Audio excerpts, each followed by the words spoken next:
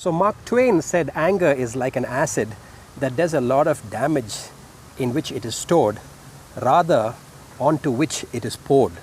And if you think about that, what Mark Twain said, it's very interesting, because if you take this whole anger issue and figure out how much of damage it's actually done to you or to me within us, rather than what it has actually done to others outside of us, we'll get to understand that there's actually more damage that it does to us.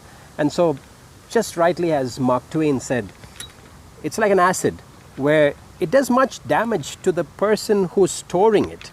And if you understand that you cannot show anger to someone until you experience that anger and feel that anger within yourself. So it's not that you just took it and threw it on someone. No. You first harbored it. You actually first stored it. You actually first maintained it. You fed it. So the anger that is in all of us is actually eating up our own lives. It's like an acid. It's eating up our own lives. It's eating up that which we are storing it in. So before it hits onto someone else, which definitely is going to cause a lot of damage, but not as much damage that it causes on us. And that's what Mark Twain was trying to help us understand. It's such a terrible acid that it completely eats up your happiness, your joy, your freedom, your liberty, the peace, and the goodness that you have. So, hello. I've just wondering, over the last couple of weeks, this world has gone crazy, and the thing that makes me angry or angers me the most is when I see people dehumanizing other people. When I see that or hear that, that causes me anger.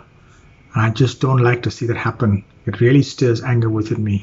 We want to see justice done. Think about this. Now, anger is a natural thing.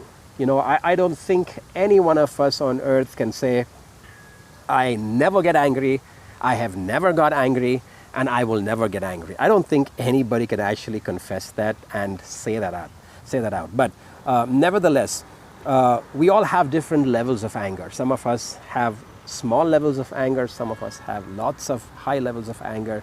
And since it's natural, since it's a human thing, we can't avoid it. We can't run away from it. But having to deal with it is where we have to look into. Having to take care of it not going beyond control, and maybe even going one step further and one step forward by saying, why do I even have to welcome it into my life? Only when you welcome it into your life, you have to maintain it and protect it and control it. But why even cause it to come? Why even welcome it? So if we go one step further and ask ourselves, how can I avoid anger? Well, that's another topic altogether. But just keeping in mind that if there's anger brooding, and if there's anger working and forming and cooking in you, please understand that it's first eating you and me up before it can eat and cause any damage to anybody else. So holding on to anger is like grasping a hot coal with the intent of throwing it on someone, not knowing that before you throw it on someone, you're going to get burned. These were the words of Gautama Buddha. Wise sayings. A lot of great people have said a lot of great things, and we don't realize. Anger is not something that comes overnight into our lives. Let me explain that it's not. Anger is not like a cough and a cold that comes today and goes tomorrow, or it's not something that comes into us as we wake up early in the morning. No. Anger is something that cooks in our lives. It's been there for a long time. The difference is we didn't even know that it existed there. And so we were looking at how anger is a spirit. And so we invite anger, first of all, without our knowledge. It comes into our life in different formats and with different reasons and causes. And we start feeding it without our knowledge again. Now, please note that none of us are intentional about our anger issues. I don't think there's anybody who says, I love anger. I want to be an angry person and I want to die an angry person. I don't think anybody would say that. I don't think anybody has the intention of being that person. Besides injustice, I feel animosities and atrocities towards innocent living creature created by God. Those are the things that angers my heart. People do unwanting act, infamous, killing innocent lives created by God just for the sake of popularity. And I feel that these people are pretending to be what they don't intend to be. So it comes in subtly, it comes in very, very quietly. We don't even know when it's coming in. It stays into our lives. We feed it, we help it without our knowledge, sometimes with our knowledge. And then finally, it becomes this huge lion and starts roaring at people. And sooner or later, it starts devouring people. So it's a dangerous thing to keep inside. And so just as how we've been looking at the different aspects of anger, what it does, anger is something it's not an overnight thing. So if you find yourself getting angry, if you find yourself being irritated, it's not that you woke up this morning and got angry. It's not that yesterday you were angry at someone because it just happened yesterday. It's been there. You know, you need to understand it's been there. It's been there for a long time. You just didn't know it's been there. And so we're going to see how these things come into our lives, and we're going to see how we're going to try as best as possible to get rid of it. So I hope that whatever we've been speaking and discussing and hearing, I hope it rings a bell. Don't beat yourself up. Don't blame yourself. Don't condemn yourself. But think about these things, you know. The reason why I'm doing these series is because I want us to think bigger. I want us to think better. And honestly, as I mentioned, I don't think anybody needs to be counseled for anger. Seriously, I don't think anybody needs to be counseled for anger. In as much as I don't think anybody needs to be counseled for being an alcoholic. I've had lots of people come to me saying, please help my relative, please help my husband, please help my son to get out of alcoholism, please counsel them. I look at them going, what is there to counsel? The person knows that they're doing something that's not good for them. The only best person to counsel yourself is you. And so I don't think we need counseling anger, but we do need people to talk into our lives. We do need people to question us. We do need people to ask us what is happening and where we want to go. What frustrates me and angers me is when expectations are not met, and when I see injustice being meted out to another human being, and of course when I see incompetence around me.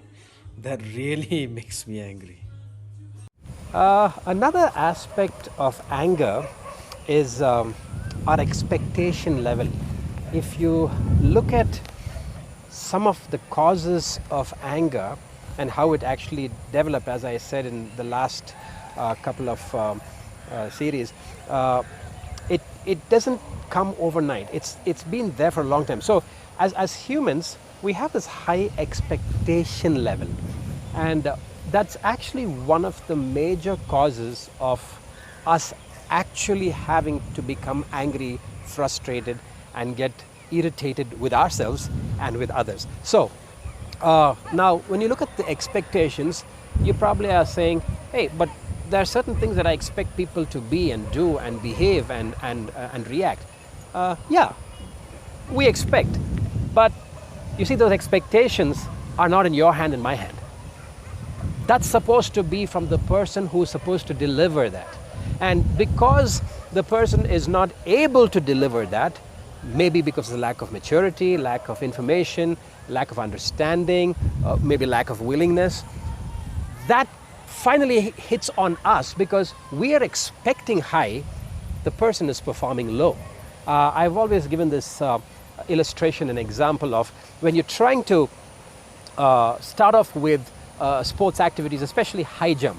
If you're in school and if you took part in high jump, when you start off, they're not going to put the bar right up there for you to jump, right? Because you're going to probably go underneath the bar. So it starts off at a very low level, The first bar will be somewhere here. And I still remember when we were doing high jump, we just used to come so casually and we just walk over it like that, right? Now, as they keep raising the bar, you tend to go easier and easier. Now, the same thing happens in our life's expectation that we have of people. Instead of keeping the bar low, we tend to keep the bar high.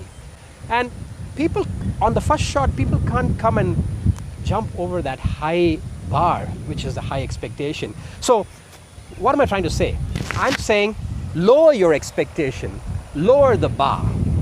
Lower the bar of expect, just like how you have to lower the bar for high jump to make sure people, give them an opportunity to jump over it.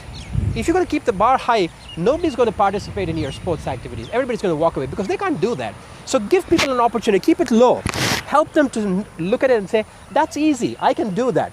And slowly, gracefully, graciously, kindly raise the bar, little by little. But if you ask me, I would probably, personally, I'm learning not to raise the bar. Because when you start raising the bar, you're going to come to a point where people are not going to be able to go over the bar. Your expectations have become too high. So, bottom line, it's just better not to have any expectations.